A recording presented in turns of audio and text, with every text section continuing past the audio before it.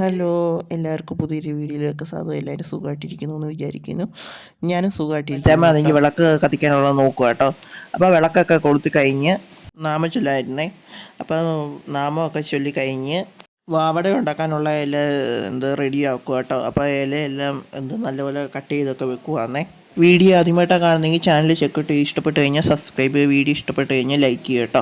അപ്പോൾ ഇലയൊക്കെ കട്ട് ചെയ്ത് തേങ്ങ തിരുമുക കേട്ടോ അച്ഛമ്മ. അപ്പോൾ ഇലയെല്ലാം നല്ലപോലെ വൃത്തിയാക്കി എടുത്തിട്ട് ചൂടുവെള്ളം വെക്കാൻ പോകുന്നത് കുഴയ്ക്കാൻ വേണ്ടി ചൂടുവെള്ളം വെക്കാൻ പോകാം കേട്ടോ. അപ്പോൾ ചൂടുവെള്ളമൊക്കെ ഞാൻ വെച്ചു. അപ്പോൾ അമ്മ അപ്പോഴത്തേക്ക് ശർക്കരയൊക്കെ അരിയുക കേട്ടോ.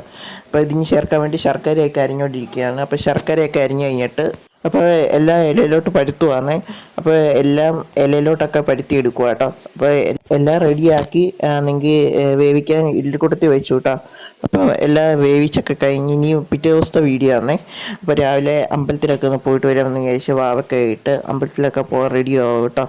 അപ്പോൾ റെഡിയായി അമ്പലത്തിലൊക്കെ പോവാം കേട്ടോ. അപ്പോൾ അമ്പലത്തിൽ ചെന്നപ്പോൾ പൂജ നടക്കുമായിരുന്നേ.